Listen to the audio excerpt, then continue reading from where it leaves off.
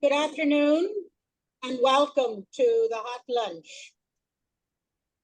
My name is Eilish Courtney and I am the liaison for Musqueam UBC Special Projects through Campus and Community Planning and also a member of the Hot Lunch Committee.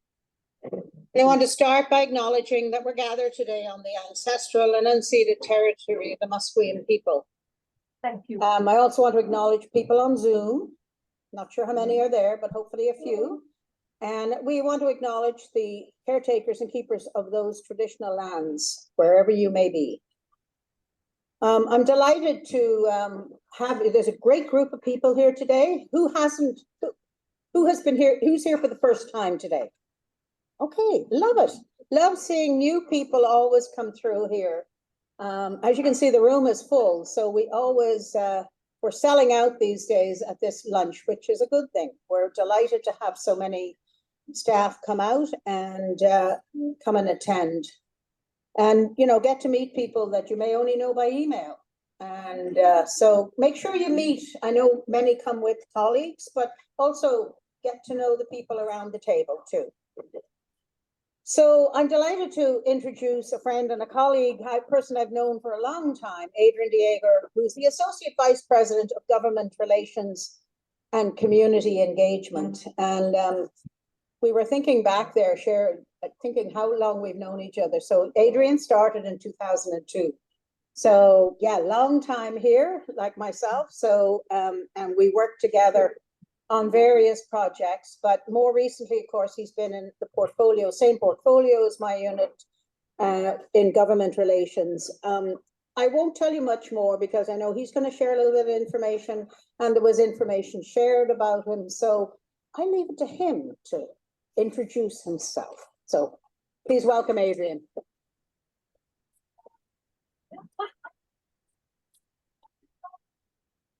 I bring a posse. First off, thanks, Eilish. You guys are having a great conversation, and I'm like, I didn't be here because you're all having great conversations. Can you hear me? This is true. Good afternoon, everybody. I want to first acknowledge the ancestral and unceded Musqueam lands on which we're gathered today. As Eilish and I were chatting about, the road of reconciliation is a windy one. Sometimes steps forward, sometimes steps back, sometimes to the side, and I'm amazed and inspired by the generosity, thoughtfulness, and patience First Nations have shown us, despite the many injustices that they have faced. I also want to thank Eilish and the St. John's team for a fantastic event and for organizing hot lunches, which, depending on how you say it, could mean different things. A hot lunch. It probably won't surprise you to know that I think the UBC staff community is a very special one, sometimes overlooked, but so very essential to the university being able to do what it does. If you're currently in the dating world, as I have been, or if you remember being in the dating world, you know what makes for a great date and what doesn't. So to me, and I think for maybe a few of you, besides the choice of restaurant, the table manners, the clothes, the most important aspect of is the conversation, and particularly whether your date talks all about themselves or if they show interest in you, ask you the questions, wants to know more about you. I'm a good date. I like to ask questions, and I'm also a bad date. I hate answering those questions. I don't like talking about myself, so you'll appreciate that when Eilish asked me to join you today and talk about me and my work, I did have a long pause before saying yes. But in thinking about discussing how my personal and professional journeys interact, I realized that there might be an interesting and maybe helpful story to hear. And I should note before I get going here that while I'm the AVP Government Relations and Community Engagement team out there, I'll be focusing on the government relations aspect of my career. And while we can delve into the specific work of the team and the current issues we're working on in the Q&A, I thought I'd spend a little more time on the personal side of life. Over the last few years, we've heard a lot about identity. And I think I tend to straddle the two broad views. On the one hand, where folks view identity as a defining aspect of who you are. And on the other hand, the view that your identity is just one part of who you are and how you function and how you engage society. I grew up in a very, very religious home. Twice to church on Sunday, family Bible reading every day, prayer before and after meals, Christian elementary school, Christian high school, Christian university, yes, that one, A ban on almost all pop culture, from Star Wars to Care Bears, Madonna to Sting, showing my age here. There was something sinister to be found in what was on TV, the radio, and on film. I also grew up in an immigrant family, and all the dynamics that brings. What we do at home is normal. What those Canadians are doing is kind of crazy. Our home was an island of familiarity and cultural norms. Beyond the front door was a world of other. We immigrated in 1979, and my parents arrived with the hopes, dreams, and a good dose of naivete about the opportunities that Canada represents. And they faced disappointment, cultural clash, and frustration while striving for success, a story familiar to many newcomers to Canada. And in the middle of all that was me, a closeted gay kid, figuring out how to fit in, or not, with family, church, friends, and school. At first glance, growing up as a gay kid is not the most obvious path to government relations, but the skills, some might say the survival skills that developed along the way have been invaluable in my career. Skills like adaptability, reading people, code switching, were born from necessity, but became key to my professional life. So imagine a family where values and expectations were clear and deeply rooted, where there was an unspoken template for who you should be and how you should act. As a young person, realizing that I was different from the template, I learned early on the art of navigating complex social dynamics. The reality of feeling disconnected from those around me while trying to maintain harmony in my environment meant that adaptability wasn't just an option, it was essential. In my family, adaptability became a skill I practiced daily. I learned to intuit the right moments to speak and when to remain silent, to find ways to contribute without drawing too much attention to myself. This was a balancing act that required sensitivity, timing, and a lot of flexibility.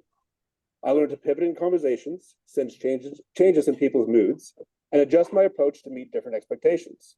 Little did I know that these abilities would be incredibly valuable in government relations, where policies shift, alliances change, and every conversation has the potential to take an unexpected turn. In my role today, I often find myself needing to adapt swiftly to new policies or shifting political climates. And we're seeing those political dynamics shift more quickly than ever before. The recent federal government's decision to limit study permits to international students is just one example. From celebrating international students as contributors to a vibrant Canada one day, to now blaming international students for the housing crisis. Or the growing polarization we're seeing, where positions and views are beginning to harden to the point where compromise and cooperation, essential to a healthy society, are threatened. To succeed, we need to adapt. In government relations, the ability to quickly read a situation, adjust your strategy, and move forward without missing a beat is crucial. Growing up in an environment where I constantly had to recalibrate and adapt prepared me for these moments and taught me how to embrace change. Another skill I developed was the ability to read people. When you grow up feeling like you're carrying a secret, you become acutely aware of how others react to you. You develop a heightened awareness for body language, tone, and subtle shifts in demeanor, because you're constantly assessing whether it's safe to be yourself or if you need to adjust. Of course, this skill is far from perfect, but I find myself particularly alert when someone appears uncomfortable or where a conversation veers into sensitive territory, even before words are spoken. This skill has been instrumental in government relations, whether we're meeting with stakeholders, negotiating a position, or presenting ideas to a diverse group. The ability to read a room and understand the dynamics beneath the surface can make all the difference. By being able to sense shifts in mood or perceived concerns, you can address issues proactively and build bridges where others might only see obstacles. In particular, my go-to response is to find the common ground, the shared goals we all have for BC, for Canada, for our society. And you might be surprised to know that those shared goals are not too difficult to find. Fundamentally, we all want a better province, better country, a fairer place, a more just place in which we can all thrive and which can compete in a complex and competitive world. Where we differ is how to do that. Another challenging and yet empowering skill I learned was code switching, the ability to shift the way I express myself depending on the audience. Growing up, code switching was a daily part of my life. I'd speak one way with my family, ensuring I aligned with their expectations, and another way with friends or my private thoughts, where I could explore more authentic parts of myself. I became skilled at adjusting my language, tone, and even my body language, depending on where and who I was speaking to and the setting we were in. Code switching, while born out of necessity in my younger years, has become an essential tool in my professional life. In GR, we communicate with a wide range of individuals, from policymakers and community leaders to advocates and business stakeholders. And sometimes they go into pretty gnarly places. We don't choose who we work with. We work with all the parties at all levels of government.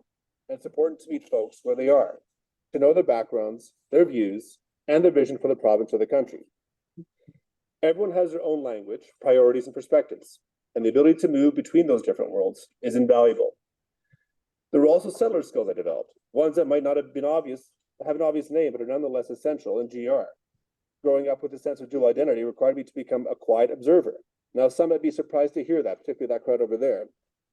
I'm not known for being the quiet guy in the room. That said, I do watch, listen, and take in the dynamics around me. The skill of quiet observation taught me how to stay present and attentive, even in situations where I wasn't directly involved.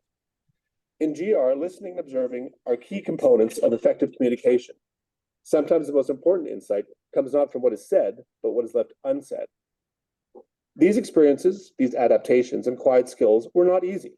My youth came with its fair share of challenges, yet these early experiences prepared me for the nuanced and often complex world of government relations.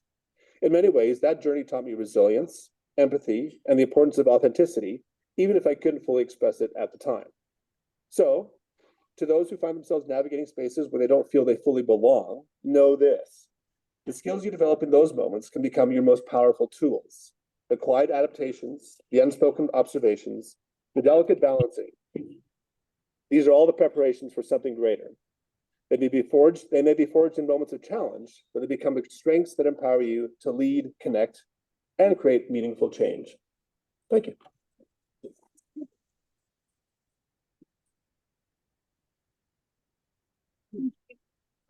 Yeah. So we're going to take a brief pause. So I know some people have to go. When, you know, they have to get back to work, so don't take it personally. But yes, but thank you. Thanks for sharing all of that you did. I think this is the first time we brought up dating in the hot lunch, but you know, it was wonderful. It was a great way to Yeah, the questions. so we had some questions submitted beforehand, but then we'll run through these, but then if you have any questions, we're happy to. Adrian said he's game to take them, any from the floor. So what has been the most rewarding and the most challenging part of your job? I know we joke about sometimes how difficult faculty are to work with, but we get to work with some brilliant people. And we get to sit at the seat of like incredible conversations, incredible like discoveries, that I think is pretty rare and unique for all of us. And so I think that's probably the most, I mean, we do some pretty fun and interesting stuff in terms of what we advocate for and what we succeed in getting, but really opportunity to be part of something, what I think is really world and life changing for so many folks in so many different places and ways is pretty inspiring. What was it? What was the second half of that? Most challenging. Okay, it's just because it's not working with faculty. That's not the most challenging.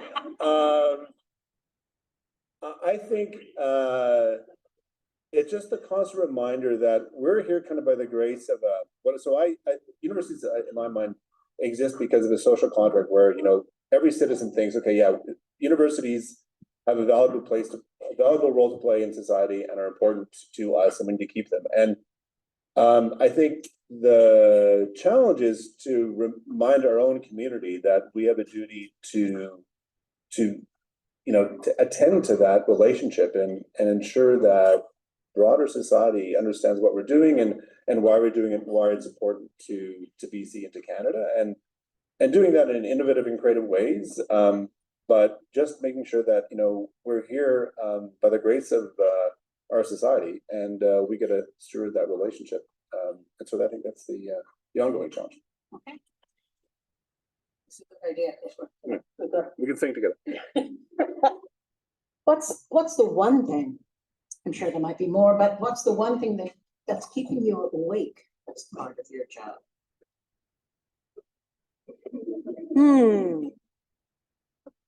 Is there anything? Maybe you sleep like a baby. Did not sleep like a baby. So like I said, I do worry that we're losing the space to have an open and shared conversation with folks where people don't feel obliged to take hard positions and become immovable in taking those positions. I think compromise is not a swear word. Compromise is a good thing. We need to cooperate more. The world is getting more complicated and messy. And I am concerned that we're losing our way in having and forging conversations where people can come together, maybe not always agree. That's okay. But we can come together and talk about the gnarly issues facing society and think about how we can get there together. We're kind of losing that, and people are going into very different corners to get their information and their news, and the ability to ensure that we're all kind of starting from the same place in terms of knowing what's a fact. Like, these are things that are, I think, profoundly disconcerting if we look at our society and where we want to go. Yeah, that keeps me up at night. So happy to have sweet dreams out there. No, but I think that's keeping a lot of us up at night, to be honest, with all that's going on in the world these days. What's the one thing that you're most excited about in your day-to-day responsibilities? I think my team knows I'm not, well, I'm kind of excitable, but am I Mr. Excitement? I don't know. The new, like, so so people go, how the hell could we be here for that long? And the thing is, this place always changes. And I think new leadership, new challenges, that keeps my kind of engine going. And I think that's what I get excited about. And sometimes those challenges aren't like fun challenges, but it does sort of get the brain going. And that kind of, am I an adrenaline junkie? Maybe partially. So yeah, that stuff gets me excited. And look, I also, and I should acknowledge this and embarrass them a little bit, I get to work with some fantastic people like Kung Soon, Shayla, Holly, Kelsey, Ryan, Kat. They are some amazing people who are thoughtful, interesting, really committed to the place, and that's just an honor and super exciting to do. I hope I've not missed anybody, by the way. I hope that's something that's like. Good answer. Good answer. Yeah. What's the greatest challenge for development? Get your questions ready, by the way, because I'm going to open up to the floor in a moment. What's the greatest challenge for developing good relationships with the provincial and federal governments, and how are we addressing this? So the story of UBC is pretty, that was the tape, by the way, that was so the story of UBC is pretty remarkable. Like, we were a significant provincial university for a long time, and then suddenly, like in the 90s, UBC started skyrocketing into this globally significant university where we're attracting amazing talent and we're doing, just as I said, profound things. And I think there is this challenge, and it's kind of based on how the university is funded. The province wants to have us think about the province, and we do. We have many folks that are like actively engaged in communities around the province. And yet we have global aspirations and we're connected globally. And I think bridging and articulating that between the provincial responsibility and being engaged by with the province and in the province, being funded by the province, and our aspiration, we like to walk around and say, like, we're a globally ranked university. That doesn't resonate with everybody. They want to know what we're doing in their community. And I think that walking that line between how we talk about ourselves as a leading university, but also being mindful of the communities in our province that, are keen to work with us and need us and want us to be there. That's I think, the challenge. Okay. Any questions from? Oh, okay, hand up, great.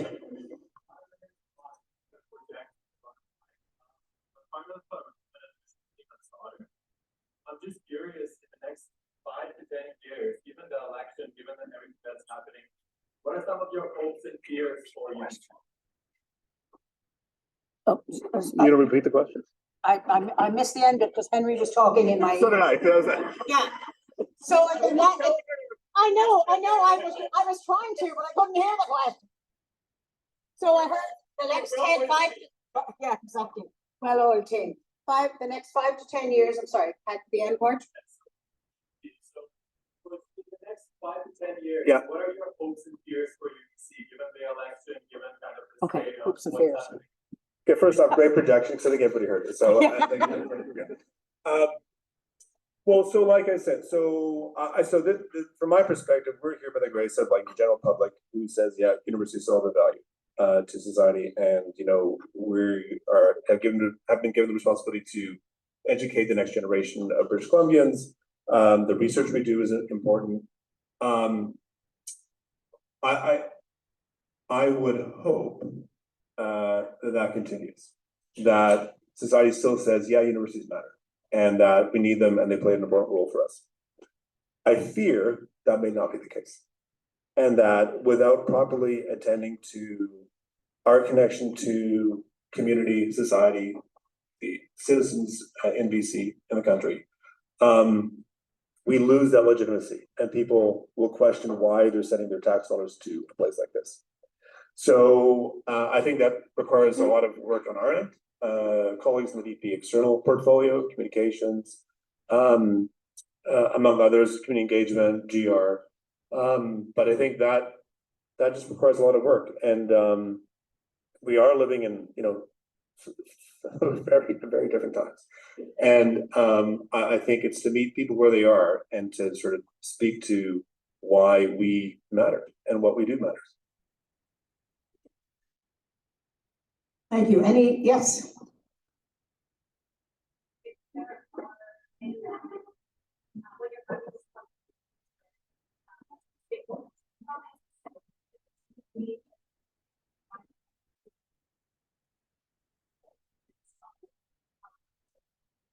Okay, if they're in discussing things with stakeholders and the province, if there's any particular projects or anything you're highlighting, is that, yeah.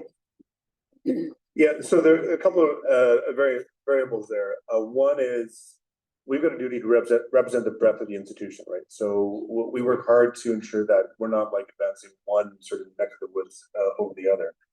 And the other bit is to meet your interlocutor where they're at. So understand what their interests are and their community, what's keeping them up at night.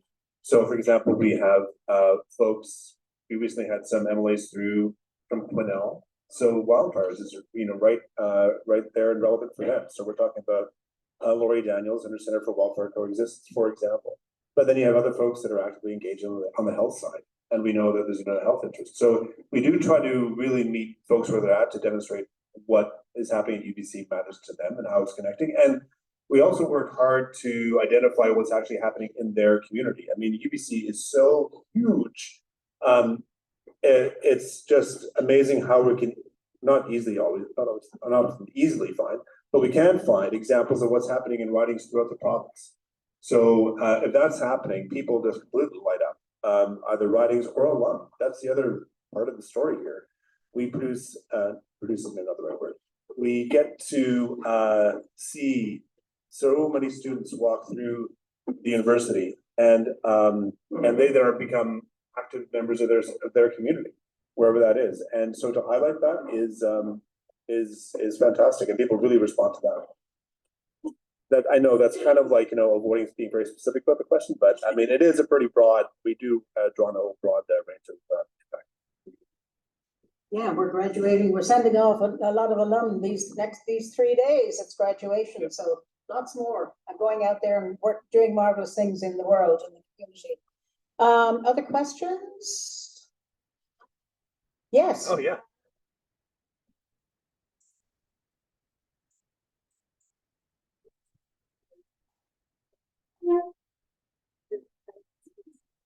I know you can't give a lot of details. Sure. So I would say one of the biggest sort of successes we had, and this is now going back a few years, was under the Harper government.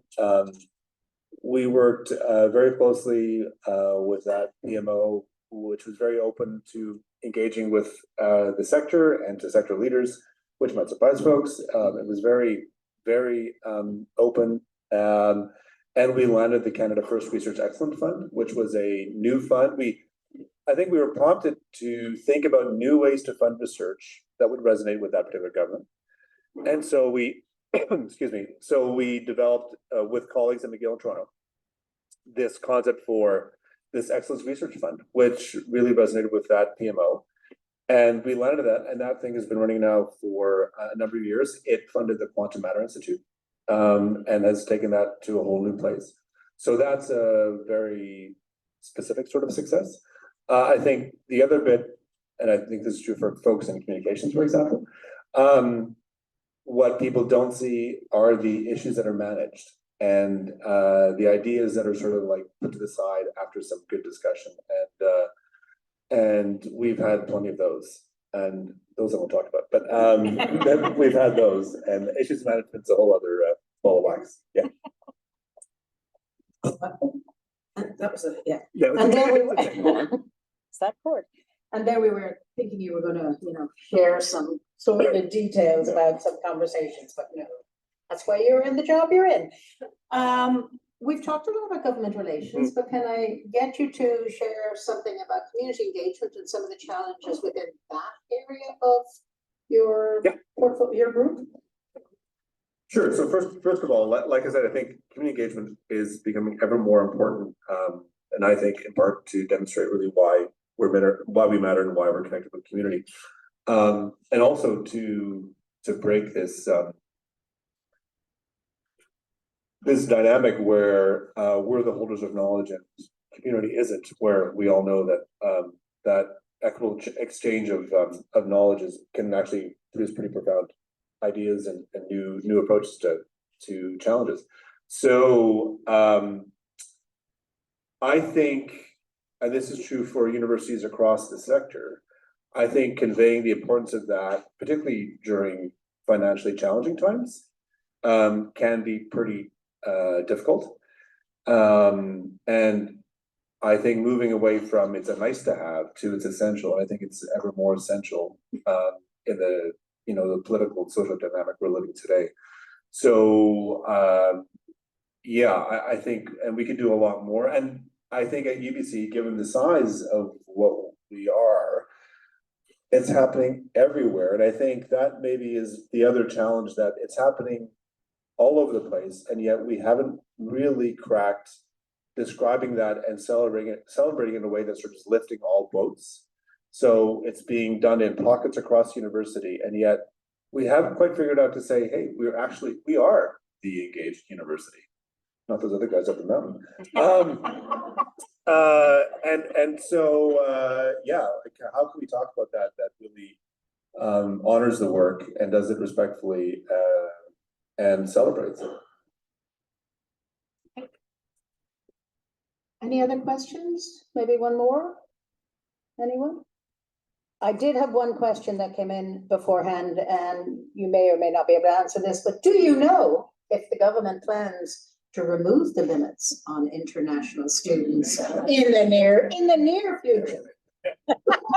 All right, international students. Let's get talking. So this cap, I think, is here to stay for quite some time. And I don't see that moving anytime soon. What I hope desperately, and our team has been, on this for quite some time with folks in the department, even before the cap. And as many folks know, the processing times for student permits has been terrible in Canada. And Canada's done a particularly bad job of communicating with applicants even before the cap. And I think with the introduction of the cap, there has not been an attendant communication strategy to say, hey, we still want the best of the best to come to Canada. We've pretty much said, nope, international students are creating a crisis and we got to put a lid on it. We have not said we're fine-tuning a system so that we can attract the best to Canada because we want to grow a fantastic and vibrant society and we want you to be a part of it. Like, that is not hard, it does not cost a lot of money, and they need to say it. And so we're asking them to say it. We're the sector, and I think everyone knows the sector is being really challenged with the cap and this lack of communication from the federal government, and coming up with strategies to counter it, be that like Team BC, Team Canada trips to places, and folks in the international office will know way more about that. But so I think it's here to stay, and we just got to do as a country a far better job of communicating what it actually means and what we're trying to do. Great, thank you. Okay, Andrew, yeah, last one.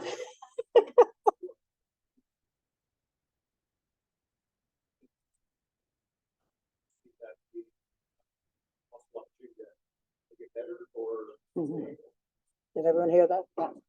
Did folks hear that? Yeah, okay. I'm still being recorded, right? Yes, yes, you're Always helpful, Andrew. Always so very helpful. He's on a committee. Let me say, maybe I'll put it this way. I think any new government coming in looks at a previous government and identifies a host of issues that, in their view, have not been handled properly. And it's quite easy to come up with a narrative to say, the previous group have messed it up and we're going to fix it. How's that for an answer? I get it. Okay. okay. Well, okay, I will, unless there's any more, I will just say thank you to Adrian. You're free to sit down. Thank you so much, Adrian.